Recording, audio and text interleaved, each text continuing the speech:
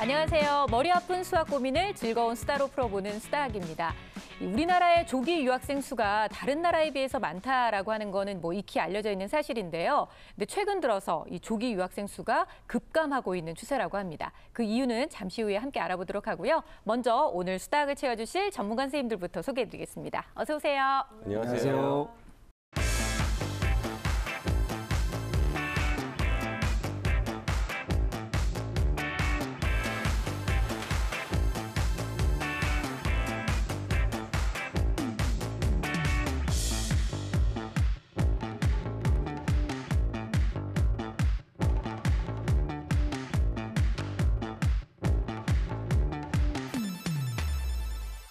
우리 이리 씨는 조기 유학하고는 전혀 상관이 없을 것 같기는 한데. 네, 맞습니다. 정확하게 보셨습니다. 저는 이 조기 유학보다는 네. 조기 포기. 정말 제가 방송에서 이러지는 않으려고 그러는데 진짜. 에휴, 네. 할 수 없죠. 그러니까요. 하지만 덕분에 제가 어머님의 재산을 많이 아껴드렸습니다. 그건 그렇네요. 네. 그죠? 그러니까 정말 아이들 조기 유학 보내놓고 난 부모님들 보면 본인의 생활이 너무 궁핍해지는 그런 경우도 사실 돈 많은 집이라고 다 보낼 수 있는 것도 아니었었고요. 이 앞서서 조기 유학 수가 유학생 수가 많이 줄어들고 있다라고 하는 소식을 전해드렸는데요. 교육부에 따르면 조기 유학생 수가 정점을 찍었던 2006년과 비교해봤을 때 지금은 무려 3분의 1 수준으로 떨어졌다고 해요. 초중고생을 다 합쳐도 만여 명 남짓 이렇게라고 얘기를 하는데요. 앞으로 더 줄어들지도 모른다고 하더라고요. 네, 그 당시에 조기 유학이 가장 붐을 일었던 큰 이유가 국제중하고 외고에서 토플 성적이나 외국에서 유학 경험 같은 거를 플러스 점수로 줬거든요. 네. 그래서 한 1년에서 1년 반 정도 아예 미국에서 대학을 갈 생각이 아니고 갔다가 올 생각으로 초등학교 고학년이나 이제 중학생들이 유학을 갔었는데 지금 국제중이나 외고에서 내신 성적으로 그다음에 아니면 추첨으로 뽑게 되기 때문에 유학 갔다 온 아이들이 별 도움이 안 돼서 사실은 유학에 대한 수요가 많이 줄어들었고요. 그 때문에 조기 유학이 더 줄어들고 있습니다. 네. 그리고 조기 유학 갔다 온다고 잘 된다는 보장이 없거든요. 맞아요. 그러니까 어릴 때 갔다가 초등학교에 다시 온 친구들이 꽤 있어요. 그래서 보면 실력 향상은 반반인 것 같은데 그러니까 정서적으로 이질감 같은 거를 많이 느끼고 가족과 떨어져 있고 그래서 많이 힘들어해서 치료받는 친구들도 많습니다. 그리고 비용도 거기 갔을 때 유지하는 것도 들지만 한국에 돌아와서도 그 배운 영어 실력을 유지시키기 위해서 그렇죠. 꽤 많은 비용들이 들거든요. 네. 그래서 장점을 굳이 꼽자면 조금 아이들이 수업 시간에 좀 더 자유롭다고 해야 되나? 좀 자유로운 영혼처럼 돌아다니고 약간 창의적인 발표도 생각을 좀 잘하고 그런 면은 있겠죠. 엉뚱한 생각들 얘기하고 그냥 그 정도인 것 같아요. 어쨌든 그 붐이 일어난 지 한 10년이 훌쩍 넘었기 때문에 지금 말씀하셨던 대로 조기 유학의 명암이 어느 정도 좀 가려졌다 이렇게 볼 수도 있을 것 같아요. 그렇죠. 과거에는 아무래도 유학을 갔다 오면 좀 엘리트 이런 인식들이 있었잖아요. 네. 근데 국내 취업에도 또 도움이 많이 되고 근데 최근에는 그런 메리트가 좀 많이 줄어들었고 국내에서 흡수할 수 있는 인프라 국제 고등학교요, 그렇죠? 국제 고등학교라든지 국제학교라든지 이런 것들이 있어서 아무래도 수요가 줄어들어서 그런 현상이 일어나는 것 같습니다. 우리가 요즘 맞춤 교육 얘기를 참 많이 하는데 조기 유학 역시 내 아이의 특성과 성격 모든 것을 다 좀 보셔서 맞춤으로 선택하셔야 되지 않을까라는 생각이 듭니다. 수학 맞춤 교육은 바로 수다학을 통해서 또 배우실 수 있다는 거 잊지 않고 계시죠? 오늘 수다학에서는요 또 어떤 고민을 해결해 드릴지 어머님의 고민부터 함께 확인해 보겠습니다. 경기도 고양시, 오늘의 주인공은 이곳에 살고 있다네요. 방이 아주 깔끔해요. 진짜 공주님 방 컨셉 그러니까요. 아니에요? 책꽂이 정리도 아주 잘 돼 있고. 주인공의 엄마를 만나볼까요? 안녕하세요. 저는 초등학교 5학년 김나은 엄마 주성민입니다. 나은이 엄마에겐 어떤 고민이 있을까요? 이제 점점 고학년이 돼가다 보니까 주변에 엄마들이 이제 좀 더 좋은 고등학교를 보내기 위해서 선행을 많이 시키고 있어요. 그래서 선행을 어디까지 나은이를 시켜야 되는지 또 한 가지는 이제 고학년이 되면서 더 많은 어려운 문제들 접하면서 나은이가 그거를 잘 해결할 수 있을지에 대한 문제도 좀 걱정이 되더라고요. 이게 지금 나은이가 공부하는 책인데요. 이 책은 지금 선행학습 개념이긴 한데 무학년 개념으로 계속 선행하는 교재이고요. 이거는 지금 중학교 1학년 학과과정에 선행하고 있는 교재입니다. 2개 학년을 선행하는 그러니까요. 네. 최대 공약수, 최소 공배수 부분인 것 같은데 이 부분은 지금 굉장히 잘 이해하고 잘 풀고 있거든요. 개념도 잘 파악해서 문제를 식을 세우는 방법도 제대로 알고 있는 것 같아요. 틀리는 문제도 거의 없이 잘하고 있는 것 같아요. 잘 맞네요. 잘 따라가고 있네요. 아주 잘 풀었습니다. 네. 글씨도 잘 쓰고. 어머니가 흐뭇해하는 미소 보셨죠. 저는 어렸을 때부터 아이들한테 학습지 위주의 수업이 아니라 수학을 교구로 하는 수업을 많이 시켰어요. 그런 부분들이 지금의 수학에 많이 도움이 되었던 것 같아요. 어렸을 때부터 즐겁게 배웠군요. 보드게임을 많이 했는데 네. 현행학습은 지금 나은이가 수업 시간에 배우는 그날 요점 정리를 해서 개념을 깨우치고 있고요. 일단 한번 한 거기 때문에 자기 스스로 정리하는 개념으로 공부를 하고 있고요. 시험 전에 이런 개념들을 한 번 더 보고 그리고 어려운 문제를 한 번 더 풀어보고 그런 정도로 나은이가 하고 있어요. 그리고 공부하는 학습량도 자기 스스로 계획하고 자기주도 학습이 잘 되어 있어서 이렇게 시간표에 따라서 자기가 그날 공부해야 될 거를 정해놓고 하루에 1시간 내지 1시간 반씩 스스로 알아서 학습을 하고 있습니다. 자기주도 학습 능력도 탁월하고 선행학습도 잘 따라가고 있는 나은이. 그런데 사실 나은이에겐 큰 고민이 있답니다. 결과치에 대해서 엄마한테 혼날까봐 걱정을 하는지 아니면 나은이 스스로가 그 문제를 완벽하게 풀고 싶어서 걱정하는지는 모르겠지만 자기가 어려운 문제라고 생각을 하면은 어떻게 이걸 맞출 수 있을까 맞을까에 대한 두려움이 좀 있나 봐요. 차분히 풀면 충분히 풀 수 있는 문제인데도 일단 맞닥뜨렸을 때 두려움을 갖는다는 나은이.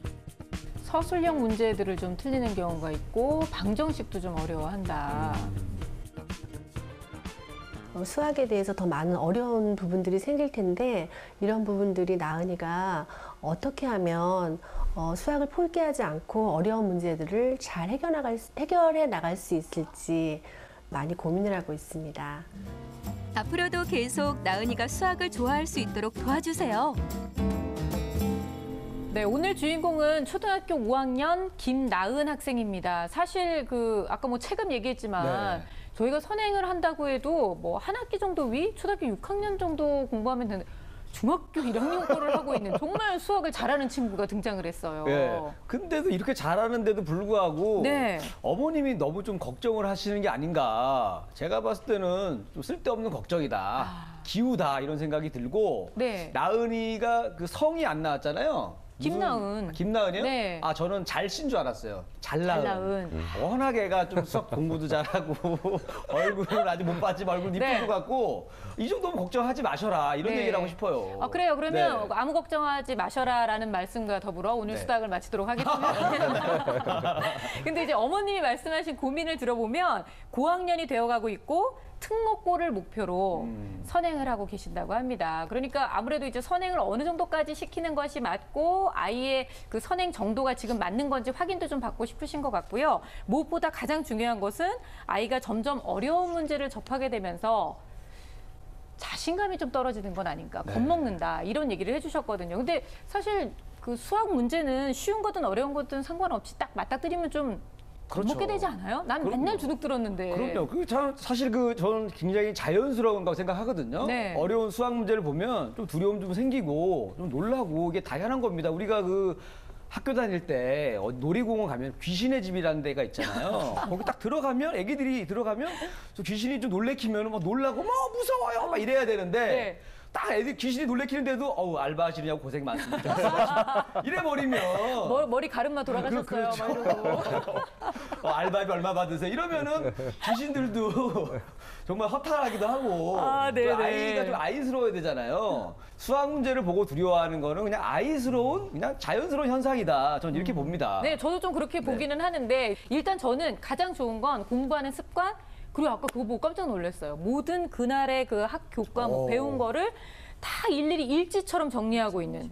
저건 애가 할 수 있는 게 아니지 않나요, 선생님? 너무 잘하고 있습니다. 진짜 더할 나위 없이 잘하고 있고 그리고 공부 계획이나 이런 요점 정리가 잘 돼 있어서 이 아이의 문제점이 뭘까 네. 좀 어려울 수도 있겠어요. 그런데 자기주도 학습을 해나가는 점이 저는 가장 좀 칭찬하고 싶고 또 계획표에 예습, 복습 이렇게 잘 보시면 계획표에 그 다음날 할 거, 그 다음날 내용을 공부하는 계획표가 세워져 있어요. 네. 그래서 야, 역시 매든이시네요. 그러니까 그것까지 보셨어요? 예, 그래서 그 부분이 가장 이 학생은 정말 잘할 수밖에 없겠구나 이런 생각이 좀 들었습니다. 네, 김진선 선생님 정말 어떠셨어요? 예, 모범적인 아이라는 생각이 확 들고요. 그 풀이 과정과 필체도 반듯반듯하게 정말 체계적으로 잘 적고 복습 노트도 깜짝 놀랐거든요. 매년 초에 복습 노트 사용법을 가르쳐 주는데 아, 저거를 다 가르쳐 주는군요. 학교에서 저는 이제 중요시하기 때문에 지도를 해요. 근데 굉장히 우수한 사례거든요. 네. 정말 잘하는 겁니다. 그래서 또 어머니의 말씀 들어보고 그 채점한 거를 보면 거의 완벽에 가깝지 않나. 정말 대단한 아이인 것 같습니다. 아니, 현직 교사 두 분이 이렇게 잘하는, 이 완전히 그냥 그 공부 잘하는 초등학생의 표본을 오늘 저희가 보고 있는 것 같아요. 그런데 뭐, 저도 복습 노트 이제 강조하는데요. 네, 복습 노트가 너무 잘 돼 있죠. 저는 그거는 문제가 있다고 봐요. 오히려 너무 잘 돼 있는 네, 게 왜 왜냐하면 문제예요?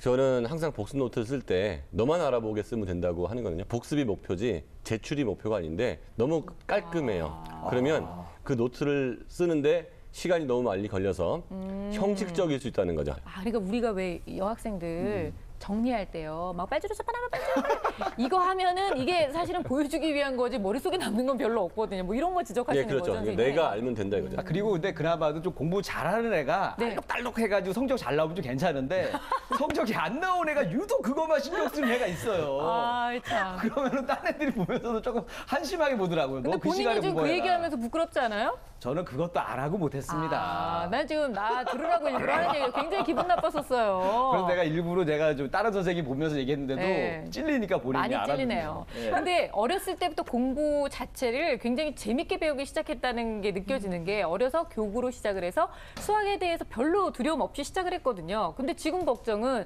왜 조그만 어려운 것을 배우면 이제 와서 겁을 먹느냐. 이게 문제의 핵심인 것 같아요. 그러니까 수학의 단계가 수학의 흥미를 느끼고 수학이 재밌어지는 거는 교구 제도, 교구 수학 되게 좋은데요. 그 이상의 높은 단계를 가기 위해서는 그죠, 문제 해결 능력, 즉 네. 복합 개념의 문제를 어떻게든지 풀어야 되거든요. 어떻게든지라는 게 해결 능력을 말해요. 끈기 같은 게 필요한 거예요. 네. 그래서 많은 엄마들이 문제집을 풀 때는 되게 잘 푼다고 그래요. 그 이유는 앞에 설명이 나온 거에 대한 문제가 나왔기 때문에 그럽니다. 그러니까 조금 전에 다항식이 나왔으면 다항식 문제가 나오고 비례식 나왔으면 비례식 문제가 나오고 있기 때문에 이 문제를 뭘 이용해서 풀어야 되는지 알아요. 맞아요. 근데 네. 심하나 이렇게 두 가지 이상의 개념이 복합돼 버리면 여기서 방정식을 이용해서 풀어야 될지 비례식을 이용해서 풀어야 될지 모른다는 거죠. 그런 경우에는 두 가지가 필요한데 각각의 개념이 아주 정확해서 어떤 거 문제가 나왔더라도 이거는 방정식과 비례식을 섞어서 풀면 된다. 이렇게 애가 알아야 될 정도로 정확한 개념이가 필요하고 네. 또 하나는 그렇게 안다 하더라도 공식을 바로 대응해서 풀 수 없는 문제들은 그야말로 어떻게든지 풀어야 되거든요. 그거는 굉장히 많은 시간을 요구하는 거예요. 수능에서도 정말 어렵다 쉽다 문제가 세 문제, 네 문제가 어렵다 쉽다지 나머지 전부는 다 풀 수 있을 만한 거거든요. 실제로 변별력을 가지고 그렇죠. 있는 문제는 한 서너 문제밖에 안 되는 그래서 거죠. 절반 정도의 시간에 24문제 풀고 나머지 시간에 나머지 문제를 풀어야 되는데 요거를 해결하는 게 수학을 잘하는 거지 유형의 문제를 푸는 것은 일단 잘하게 되는 단계까지만 간 거죠. 네. 더 잘하려고 그러면 다른 게 필요한 거예요. 김세희 선생님은 어떻게 보세요? 예, 문제를 풀다 보면 안 틀 수 없겠죠. 예, 이게 틀리면서 배우는 게 또 많고요. 그래서 아마 문제를 틀렸던 경험이 이런 것들이 어떤 부정적인 것 인식으로 어떤 작용을 한 것 같긴 한데, 네. 예, 근데 특별히 막 두려워한다면 이 선행 학습 속도나 어떤 문제 양이나 이런 걸 좀 조절해 줄 필요는 있을 거라고 봅니다. 그래서 근데 나은이가 기본적으로 어떤 공부 욕구나 이런 능력이나 이런 것들이 있기 때문에 네. 저는 조금 늦춰준다고 해서 그렇죠. 나은이의 어떤 실력이나 이런 게 문제가 생길 거라고 생각하지 않거든요. 네. 예, 그래서 오히려 여유 있게 지켜봐 주는 부모님의 어떤 태도나 어떤 격려가 훨씬 더 도움이 될 수도 있다고 생각합니다. 네. 예. 앞서서 저희가 문제집도 좀 살짝 봤잖아요. 예, 예. 네. 문제집 속에서 그 나은이가 어렵다고 이렇게 체크한 문제를 보면 사실은 이제 중학교 1학년 문제인데 네. 이게 중학교 1학년 때 배우면 그렇게 어렵다고 판단할 문제는 아닙니다. 5학년에겐 좀 어려울 수 있어요. 왜냐하면 새로운 기호가 나왔고 어떤 새로운 개념이고 하니까 그렇죠. 그래서 이런 표현 방식, 즉 익숙하지 않은 표현 방식과 이런 해를 구하는 과정이 좀 어려웠을 것 같긴 한데 아마도 앞서 말한 익숙하지 않음. 네. 이게 난이도가 그렇게 높다. 나중에 보면은 아무것도 아닐 수 내가 왜 있는데. 이거 어렵다고 생각했지? 이럴 수 있는 부분도 있거든요. 네. 그러니까 과거에 문제를 풀면서 좀 안 좋은 경험을 가졌다거나 아니면 아직은 이게 익숙하지 않은 그렇죠. 내 것이 완전히 안 된 상태에서 문제를 네, 풀다 보니까 자신감이 좀 없다. 뭐 네. 이렇게 볼 수도 있다고 이제 예상을 해주셨는데요. 사실 모든 엄마들이 오늘 방송 보시면서 굉장히 배가 살살 아프실 거예요. 왜 내 아이는 저렇게 하지? 초등학교 5학년밖에 안 됐는데 왜 이러는 거야? 라고 생각하실 텐데요. 그럼에도 불구하고 이 아이에게도 이제 약점이 있잖아요. 과연 왜 어려운 수학 문제를 이렇게 겁내하는 건지 그 이유를 저희가 알아보기 위해서 또 검사를 진행해 봤는데요. 검사 결과 좀 알려주세요, 선생님. 예, 이 아이의 그 인지 능력은 상에서 중상 사이에 있다고 볼 수 있고요. 그 강점 지능은 그 공간 지각 능력이 좋다. 그래서 앞으로 도형 쪽에 강할 가능성이 있고요. 그다음에 약점으로 보면 이제 추론력이 약해서 네. 좀 아주 어려운 문제 같은 경우에는 좀 곤란해할 가능성도 있어 보인다. 이렇게 보이고 동기 검사를 해봤는데 거기서는 전반적으로 우수한데 약간의 불안이 존재를 한다. 그거에 대한 생각도 좀 해봐야 될 것 같고요. 네. 수학 성취도 평가를 했는데 생각보다 아주 높진 않았어요. 100점 만점에 77%니까 낮은 점수는 아닌데 그렇다고 해서 최상위 수준은 아니라고 볼 수 있고 이 정도라면 중1 선행은 좀 다소 빠른 게 아닌가 이런 생각이 들고 네. 자기 학년 정도나 아니면 1년 정도의 예습 정도 수준이 좀 적당하다고 보여집니다. 네, 그러니까 지금 사실 뭐 눈에 보여지는 게 다가 아니라 이 아이가 가지고 있는 앞으로의 것까지도 이제 예상해서 나온 결과라고 예, 봤을 그렇죠. 때는 왜냐하면 학교 시험은 한 2달 사이에 배운 게 시험 문제로 나오기 때문에 개념 적용하기가 되게 쉬워요. 근데 저희가 평가한 거는 1학기서부터 2학기 것까지를 다 평가한 거거든요. 그러니까 배운 지 꽤 된 것까지. 네. 그렇게 했을 때는 그게 썩 좋은 점수가 안 나왔다는 거예요. 근데 사실 이렇게 꼼꼼하게 공부를 잘하고 그러는 아이이기 때문에 그리고 또 다 맞았었잖아요, 문제를. 네. 중학교 1학년 선행 문제 없다고 생각했는데 이제 검사 결과 또 민성원 선생님이 분석하신 걸로 보면 초등학교 6학년 정도의 것을 그렇죠. 하면 참 좋겠다라고 하는 지적을 해주셨는데요. 사실 어머님이 선행을 미리 시키신 이유에 대해서 저희가 여쭤봤는데 이런 말씀해 주셨어요. 사춘기가 이제 오면 네. 아이가 공부를 좀 이제 등한시하게 될까봐 미리 수학을 좀 해놓는 게 있다라고 이렇게 얘기를 하셨어요. 사춘기에 대한 얘기를 하면 사실 많은 부모님들이 가장 걱정하는 건 얘가 반항심이 생겨서 삐뚤어지면 어떡하지? 뭐 이런 걸 걱정하시지. 얘가 사춘기가 되면 공부를 안 해서 수학이 안 나오면 어떡하지? 수학 성적이? 이걸 고민하지는 않으시는데 이 부분은 좀 약간 독특하다고 저는 느꼈거든요. 절대 수학은 적금이 아니에요. 그쵸. 그 위기의 순간에 찾아서 쓸 수 있는 그런 돈이 아니거든요. 굳이 비유를 하자면 식전 간식 정도? 아주 출출할 때 적당히 먹으면 도움이 되지만 많이 먹으면 진짜 밥 때 입맛을 잃어요. 그러니까 적절히 하는 게 좋을 것 같아요. 배고프신 거 아니시죠? 음식 얘기를 하지 아니, 마셔가지고. 근데 저는 너무 느낌이 확 오는 게 너무 많이 먹어놓으면 오히려 정말 입맛을 잃어버려서 나 안 먹고 말래 뭐 이런 생각 들 수 있을 것 같아요.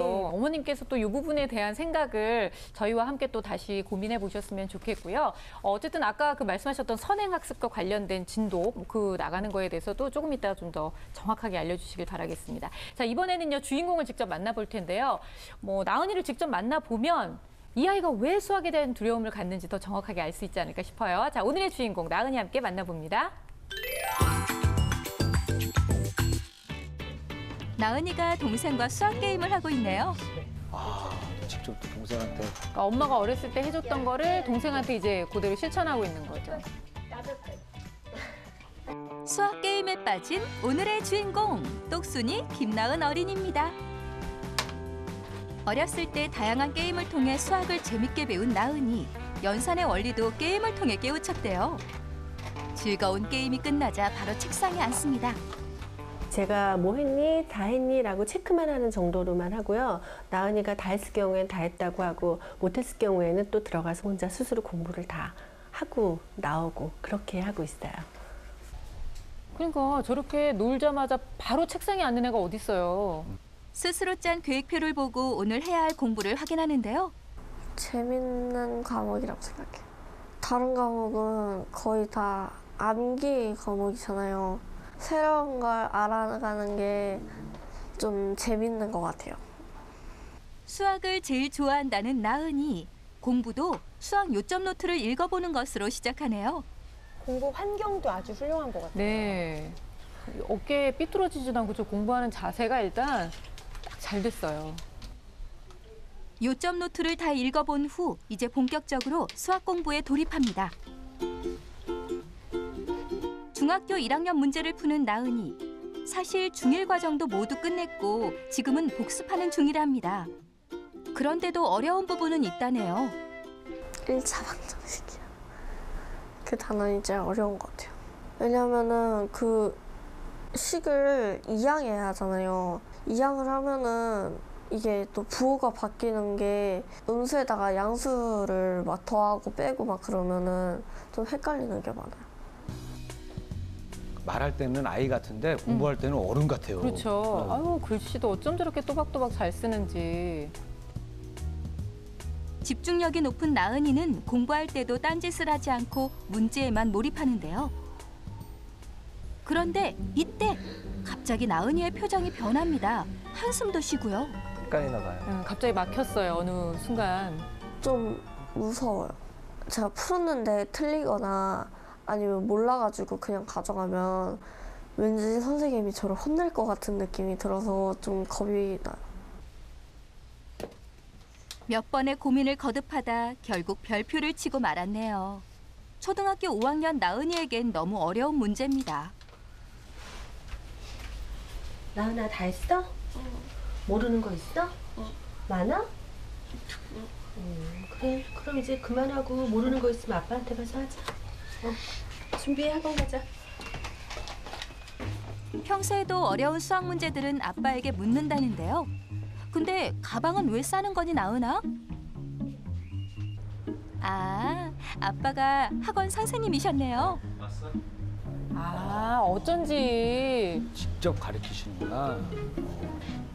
아무래도 또 제가 수학을 하고 있으니까 아이들을 가르치고 있으니까 선행은 이제 학원에서 하고 그리고 나은이가 또 성향이 이제 저하고 좀 비슷한 성향이라 저하고 공부하는 걸 나은이가 좋아해요.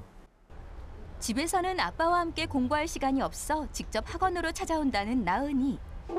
혼자서 공부하며 막혔던 부분들을 아빠에게 물어봅니다. 아빠와 나은이의 공부 방법은 조금 독특하다는데요. 문제를 화면에 띄우네요. 네. 제가 수학 선생으로서 이렇게 보면 활용 문제들을 조금 나은이가 어려워하더라고요.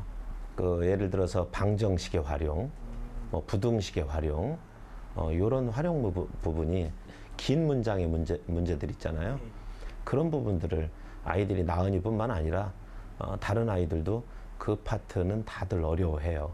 6번 보면 이 다항식을 간단히 했을 때 x에 대한 1차식이 되도록 이랬단 말이야. 근데 이제 요거 보니까 여기 x제곱 x제곱. 그럼 이건 2창이잖아. 그리고 마이너스 2x 플러스 3x 이건 1창이잖아. 그리고 플러스 6 마이너스 5 이건 상수항이잖아. 그러니까 이 다항식이 아직 정리가 안 됐어. 그럼 이 다항식을 먼저 정리를 해주면 중간에 문제 해석을 잘못해서 틀리는 그런 이유가 대부분이거든요. 문제를 이제 이렇게 끊어서 문제 설명을 해주면 그 다음에 바로 나은이가 그 틀린 부분을 잡아서 풀더라고요. 2개 더해주면 어떻게 돼? a 마이너스 2 x 제곱이 되는 거고 그 다음에 마이너스 x 플러스 3x 하면 플러스 x 그 다음에 상수항끼리 간단히 하면 플러스 6하고 마이너스 5인데 플러스 1이지. 됐지? 그러면 자리에 앉아서 요거 한번 다시 두 문제 책에다 한번 직접 다 풀어봐. 그냥 칠판에다가 한 번을 풀면은 이해가 잘 안 될 수가 있잖아요. 근데 책에다 한 번 더 풀면은 문제를 2번 푸는 거랑 똑같으니까 이해가 잘 되는 것 같아요. 오케이. 6번. 6번도 이제 먼저 그 다항식을 먼저 정리를 해봐. 아까처럼. 문제에 대한 두려움보다는 조금 시험에 대한 부담감이 있는 것 같아요. 와이프도 나은이한테 기대하는 것이 많았고 그러다 보니까 시험을 보면 항상 100점 맞길 바라고 이제 아마 그런 부분에서 나은이가 엄마 아빠는 자기가 시험을 보면 다 100점 맞길 원하는구나. 그래서 그 부담감 때문에 그랬던 것 같아요. 이제 겁먹지 말고 알겠지? 아빠가 쉽게 잘 알려주니까 아빠랑 하는 게 좀 두려움을 이겨낼 수 있을 것 같아요. 앞으로 올라가면 더 어려운 문제도 나올 텐데 어려운 문제를 보면 항상 겁이 나니까 그 겁나는 거를 어떻게 없애야 되는지 좀 궁금한 것 같아요. 어려운 문제를 두려워하는 나은이에겐 어떤 해결책이 필요할까요? 어려운 문제가 어려운 건 당연하죠. 근데 어려운 문제를 만날까 봐 겁이 나고 두려운 건 조금 보통 아이들과는 좀 다른 심리가 아닐까 싶은데요.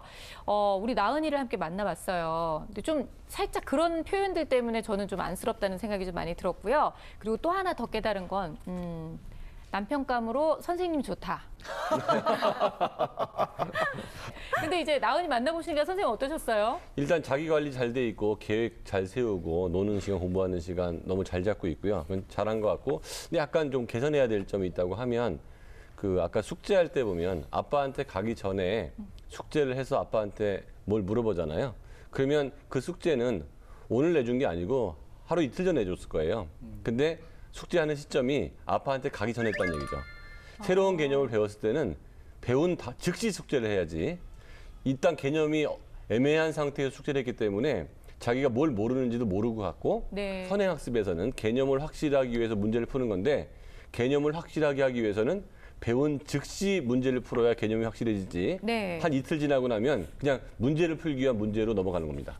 계획표를 보면 네. 일반적인 학습법이에요. 아주 특별한 학습법은 아니죠. 사실 뭐 예습 잡혀 있고 복습 잡혀 있고 그렇거든요. 그런데 이런 일반적인 아주 평범한 학습법이 특별한 학습법이 될 수도 있는데 이게 바로 꾸준함에 나오는 겁니다. 그렇죠. 그러니까 매일매일 하기 때문에 이런 효과가 있는 것이고 이 특별함을 만드는 것은 어쩌다 뭐 보는 특별한 비법 있는 책 이런 것들이 이루어지는 것이 아니다. 네. 예, 매일매일 꾸준히 하는 이런 예습과 복습에 그 공부를 잘하는 비법이 담겨 있다 할 수 있는데 네. 나은이가 그런 스타일인 것 같습니다. 학교 다닐 때 정말 예습 복습하라는 얘기 정말 귀에 딱지가 앉을 정도로 들었는데 그렇게 안 했던 것 같아요. 그렇죠. 코스 쳤죠, 코스. 뭐 엄마 아빠는 어렸을 때 했어 막 이랬는데 네. 이제 와서 아이를 보면 그래 그거 몰아서 하지 말고 하루에 그냥 5분씩 10분씩 이렇게 하면 얼마나 편하니. 근데 그게 안 된다니까요. 잘 안 되죠, 지금도. 지금도 안 되잖아요. 지금도 우리 막 대부분 그 전날 열심히 막 외우고 막 딸딸딸딸 그러지 않아요? 맞아요. 네, 예습 복습이 잘안 되는 것 그러니까요. 같아요. 이게 참 이렇게 예습 복습 철저하게 하고 이게 그냥 몸에 배는 습관처럼 되면 참 좋을 텐데 그게 어렵다는 것이 이제 현실인 것 같아요. 그런데 아버님이 굉장히 그 교육하시는 방법도 저는 굉장히 마음에 들었던 게요. 일단 네가 어려워. 그럼 칠판에 나와서 함께 풀어보고 그 다음에 문제집에 다시 풀어봐서 2번 풀어보는 방식으로 사용을 했어요. 어떻게 보셨어요, 선생님들께서는? 아주 좋은 방법이라고 생각합니다. 사실 저도 하려고 했던 방법이거든요. 네. 이제 아직 아이가 어려서 그렇게 하진 않고 있지만 사실은 조금 알려진 방법이기도 해요. 집에 이제 칠판을 놓고 아이한테 문제를 풀어보게 한다거나 써보게 한다거나 이런 방법들을 많이들 쓰고 하거든요. 그래서 저 같으면 하나 더 추가한다면 네. 아버님도 그렇게 하실지는 모르겠는데요. 그 아는 것도 모르는 것만 가르쳐 주는 것이 아니라 아는 것도 한번 설명해 보라고 앞에서 이런 것도 한번 저는 시켜보고 싶습니다. 오히려 본인의 입으로 본인이 네. 얘기할 수 있게. 선생님, 궁금한 게 어차피 사실 같은 문제를 푸는 건 똑같잖아요. 연습장에다 푸나, 뭐 칠판에 푸나, 뭐 푸는 거 똑같은데 그 차이점이 있어요? 아무래도 지금 아버님이 가르쳐주고 그리고 자리에 와서 다시 풀다 보니까 2번 이렇게 반복하는 반복되죠. 효과가 있겠죠. 그리고 서서 하면서 또 환기되는 부분도 있거든요. 네. 그리고 앉아서 다시 정리하는 듯한 느낌으로 풀기 때문에 아무래도 효과는 더 좋을 것 같습니다. 아이가 어려운 문제를 보면 너무 겁이 나요, 두려워요 라고 얘기하는 이 부분에서 방법 좀 알려주세요라고 본인이 직접 얘기를 했거든요. 좀 솔루션을 주셔야 될 것 같아요. 심플해요. 어려운 문제를 자꾸 풀어봐야 돼요. 그러니까 그 많은 엄마들이 뭘 착각하냐 하면 우리 네. 아이가 문제집을 풀 때 다 맞아요. 그 문제집 잘못한 거예요, 그러면. 문제집은 풀었을 때 20%는 못 푸는 게 나와야 돼요. 근데 풀 때마다 다 맞으면 그거는 얘한테 하등에 도움이 안 되는 문제집인 거죠. 너무 쉬운 것을 선택한 거군요. 그렇죠. 그러니까 처음에 그런 문제집 한 건과 더 심화된 문제집을 같이 갖고 있어서 안 풀리는 문제가 나오고 그 문제를 풀려고 자꾸 시도를 하고 나면 네. 옛날에 어려웠던 문제도 이제 쉬운 문제 수준으로 바뀌거든요. 그러니까 어려운 문제라고 하는 것도 연습이 되고 나면 쉬운 문제로 바뀔 수 있기 때문에 수준이 높은 수준의 문제집으로 네. 자꾸 올려줘서 그 어려운 문제를 해결할 수 있게 만들어줘야 됩니다. 그러니까 아까 귀신의 집 얘기했잖아요. 네. 처음 가면 무섭잖아요. 두 번 가도 무섭잖아요. 한 서너 번 가고 나면 그 귀신이 진짜 귀신이 아니라는 거 알게 되는 알죠, 것처럼 알죠. 어려운 문제를 좀 한번 풀어봐라. 이렇게 얘기를 이제 해주셨고요. 김희진 선생님은 어떤 제안을 좀 해주시겠어요? 저는 아예 정말 풀기 어려운 수준의 문제집을 풀어서 왕창 틀려버렸으면 좋겠어요. 그 비슷한 네. 네, 맥락이에요. 문제 틀린다고 세상이 달라지는 건 아니거든요. 그렇죠. 틀리면 틀리는 거야. 예전에 제가 수능 시험 감독을 한번 했었는데 시험지를 풀다가 답안지가 떨어졌거든요. 그 여자 친구가 주워달라는 거예요. 그래서 제가 그 답안지를 주워서 걔를 줬는데 그 친구가 나중에 이렇게 채점해서 이렇게 걷어갈 때 보니까 하나도 답을 못 썼더라고요. 완전히 긴장했군요. 그래서 이렇게 슬쩍 물어봤더니 자기는 시험지가 답안지가 떨어지는 순간 자기가 떨어질 거라는 걸 직감을 했다면서 직감이 아니라 본인이 그렇게 만들어버렸네요. 불안이에요, 불안. 아무렇지도 않은데 별일이 일어나는 것도 아니고 그냥 주워달라고 하면 되는데 자신의 불안이 그렇게 자기를 만드는 거죠. 네. 그러니까 꼭 이 아이는 괜찮다라는 인식을 분명히 심어줘야 됩니다. 요즘 연예인 분들도요. 네. 이 공황장애라는 게 있어요. 뭔가 그 초조하고 불안해하고 유명 연예인들 분들 중에서 이런 걸 겪는 분들이 많은데 의외로 많더라고요. 그렇기 때문에 저는 없습니다. 공황장애가. 유명하신 분들 사이에서 일어나더라고요. 이게 자신의 자리를 지키기 위해서 일어나는데 아유. 보니까 우리 나은이도 수학을 어느 정도 많이 알기 때문에 이런 공포심도 느끼는 게 아닌가 이런 생각이 들어서 사실 그 공포심을 느끼는 건 참 자연스러운 일이다. 그냥 내가 수학을 많이 알기 때문이다라고 받아들이면 좋을 것 같아요. 네. 그러니까 확실하게 알면 되는데 아직은 조금 덜 알아서 더 어려운 거예요. 그냥 대범하게 진짜 그 김희진 선생님 말씀하셨던 것처럼 어려운 문제를 좀 풀어보면 참 좋겠다라는 생각이 들었고요. 그 문제집 푼 거 보면서 어려워하는 부분들 이렇게 표시한 거 보셨잖아요. 예, 네. 맞습니다. 그 사실 그 나은이가 체크한 문제를 잘 봤는데요. 이게 이름이 좀 헷갈릴 수 있어요. 처음에 왜냐하면 비슷하거든요. 차수, 계수, 상수 이런 게 있고 이제 다항식, 단항식 이런 말이 나온 문제였는데, 그러니까 요 아주 단순한 문제예요. 개념을 알고 있으면 아 이게 뭐니까 이게 아니고 이게 틀렸구나라는 걸 알 수 있는 문제인데 네. 그걸 틀려서 아직 좀 익숙치 않구나. 아직 개념을 완벽하게 숙지하고 문제를 푸는 것이 아니구나. 네. 예, 그런 느낌을 받았습니다. 그러니까 나은이가 어려운 문제가 두려워요라고 느끼는 것은 어떻게 보면 조금 이른 선행학습에도 원인이 있을 수 있겠다. 이렇게 좀 추측을 해볼 수 있을 것 같은데요. 그럼 선행학습에 대한 이야기, 어머님이 또 궁금해하셨던 부분이니까 좀 정확하게 알려주셨으면 좋겠어요. 일단 좀 전 선생님이 말씀하신 것처럼 선행학습할 때 제일 중요한 거는 개념에 대한 완전한 숙지예요. 선행학습은 심화까지 할 필요는 없거든요. 근데 개념에 대한 완전한 숙지가 이루어져야 유형 문제 푸는 것까지 가면 되는데 그게 안 되고 있다는 거죠. 안 되고 아까 문제는 풀고 있는 거잖아요. 예, 선행학습을 하기보다는 얘는 개념 심화가 들어가야 되는데 확실한 개념을 중심으로 해서 문제를 풀어야 되고 그때 복합 개념이 들어간 문제까지, 즉 심화 문제까지 풀어야 되는데 이때는 안 풀리는 게 당연하다고 생각해야 돼요. 왜? 선생님들이 이 문제를 낼 때 너 틀리라고 내는 거지. 그럼 심화 문제가 아니잖아요. 다 그렇죠, 맞추면. 예. 그게 기본 문제지. 그러니까 니네들 틀렸지, 야 그러지 엄마 이런 식으로 내. 선생님 그렇게 문제를 내세요? 그렇죠. 선생님 낼 때 네가 이걸 맞추면 내 자존심이 망가지는 거 아니에요. 그러면 틀렸지만 요렇게 틀렸구나를 깨닫고 다음에는 요렇게 맞춰야지를 찾아가면 그 심화 문제에서 배우는 거지. 어떤 애가 심화 문제를 다 풀어. 그러면 심화 문제가 아니죠. 그렇죠. 그래서 문제 해결 능력이 있어야 되고, 근데 이 과정이 매우 지루한 과정이에요. 그래서 매우 지루한 과정을 극복해야만 실력이 올라갑니다. 그래요. 제 생각에도 이게 수준이 약간은 높아 보이긴 합니다. 그런데 다행히 아버님이 지도를 해주시니까 네. 그런 뭐 좀 어려우면 조금 양이 많으면 속도도 늦춰주시고 수준도 좀 낮춰주시고 이런 조절은 해주실 것 같아요. 네. 그래서 참 다행이다라는 생각도 들고 나은이 참 좋겠다라는 생각도 들었습니다. 정말 부러워요. 집에 그냥 수학 선생님이 톡하니 24시간은 상시 대기하고 계시는데. 무료로 걱정할 게 뭐가 있어요. 근데 아버님이 사실은 핵심을 딱 짚어주시는 말씀을 하셨어요. 얘가 문제를 두려워하는 게 아니다. 시험을 두려워하는 것 같다. 100점을 맞아야 한다는 부담감을 가지고 있는 것 같다. 너무 잘 알고 계시는 거예요. 그렇기 때문에 만약에 그렇다고 하면 이 마음을 바꿀 수 있는 열쇠를 주고 있는 건 사실 부모님 아닐까요? 무조건 기대감을 낮춰야 되죠. 그런데 사실 부모님 입장에서는 쉽지가 않아요. 그 아까 말씀하실 때 우리 아이의 문제집 우리 애가 할 때 엄마 아빠 표정 보셨죠? 뿌듯함이 이루 말할 수가 없어요. 그렇죠. 어머 또 맞았어? 어머 잘했어. 진짜 잘하네. 중학교 2학년 거 시켜야 되는 거 아니야? 이런 생각까지 하고 계실 거예요.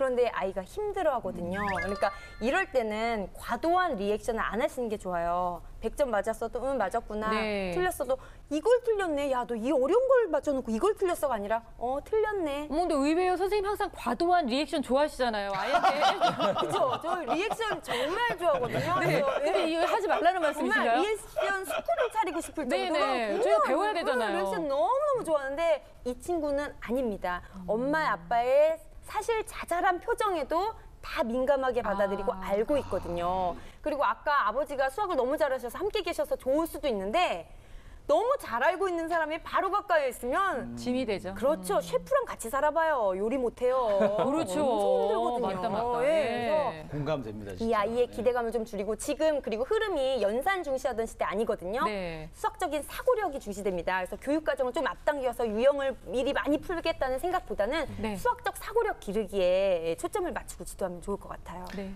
좀 저도 공감이 많이 참, 되네요. 예, 공감이 됩니다. 그러니까 나은이의 어떤 발전 가능성을 볼 때 이렇게 한두 문제 틀리는 걸 가지고 이렇게 두려워할 것이 그렇죠. 아니거든요. 이게 얘가 얼마나 잘합니까 지금? 그러니까 지금 부모님들이 해주셔야 되는 것은 문제집 한두 권 같이 이렇게 풀어주시는 것보다 여유 있는 태도, 이렇게 격려 이런 것이 훨씬 더 중요할 수 있습니다. 이렇게 자기도 학습을 할 수 있는 학생이 그렇게 흔한 편이 아니거든요. 네. 그러니까 그런 것을 더 키워주시는 것이 훨씬 더 도움이 될 것이고요.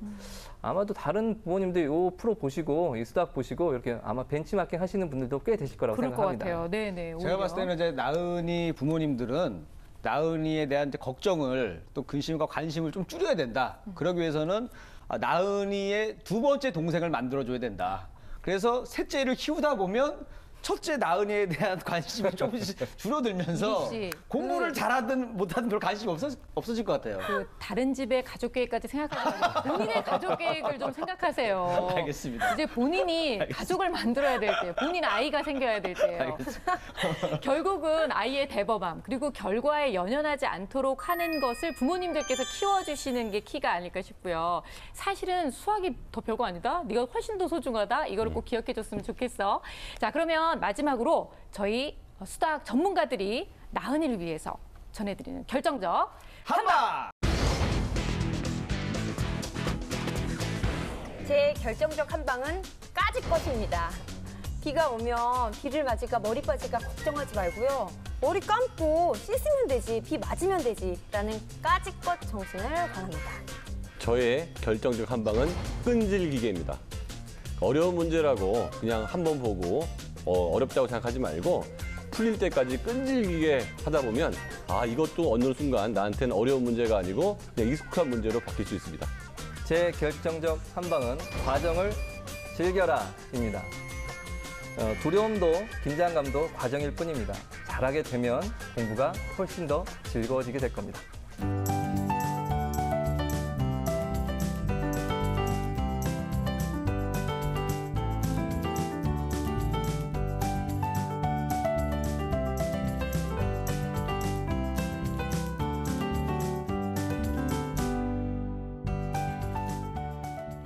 우리 이리 씨는 어떤 조언, 가족 계획 말고요. 네. 가족 계획 하려고 했는데 바꿔야겠네. 저의 결정적 한방은 네. 두려움을 극복해라. 그 영화 중에서 이 최종병기 활이란 영화 보면은 네. 마지막에 이 영화 배우 박해일 씨가 활을 탁 쏘고 명중을 하면서 이런 말을 합니다. 바람은 계산하는 것이 아니라 극복하는 것이다. 바람은 계산하는 것이 아니라 극복하는 것이다. 수학도 마찬가지입니다. 계산하는 것이 아니라 극복하는 것이다. 두려움을 이건 또 무슨 극복하시기 계산을 바라겠습니다. 해야죠, 수학을. 두렵다니까. 두렵대. 계산도 하고 극복도 하는 것이다. 그렇죠. 계산을 잘해서 극복을 하자. 네, 이렇게 바꿔주시고. 예, 알겠습니다. 근데 오늘 그래도 전해드리는 결정적 한방은 마음이 놓이는 게 뭐냐면요. 네. 수학을 못하는 아이가 아니잖아요. 잘하는데 조금만 마음만 바꾸면 되는 경우니까. 자, 오늘의 결정적 한방 다시 한번 읊어드립니다. 까짓것, 끈질기게, 과정을 즐겨라, 두려움을 극복해라. 이런 조언들을 바탕으로 앞으로 수학에 대해서 점수 결과 이런 거 다 무시하고요. 어려운 문제도 난 얼마든지 극복할 수 있어. 이런 대범함을 가지고 도전한다면 중학교, 고등학교 수학까지 모두 다 잘할 수 있는 우리 나은이가 되지 않을까 싶습니다. 앞으로 수다하기 많이 응원할게요. 네, 나은이처럼 수학 때문에 고민이 있으신 분들이라면 주저하지 마시고 저희 수다학의 문을 두드려 주시기 바랍니다. 아래로 나가고 있는 주소 통해서 저희에게 신청해 주시면 저희가 속 시원하게 해결해 드리겠습니다.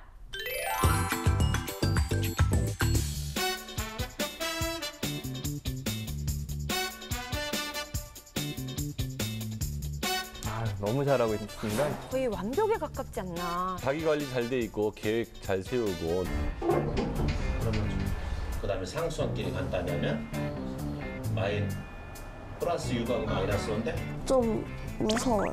풀었는데 틀리거나 몰라가지고 그냥 가져가면 좀 겁이 나요.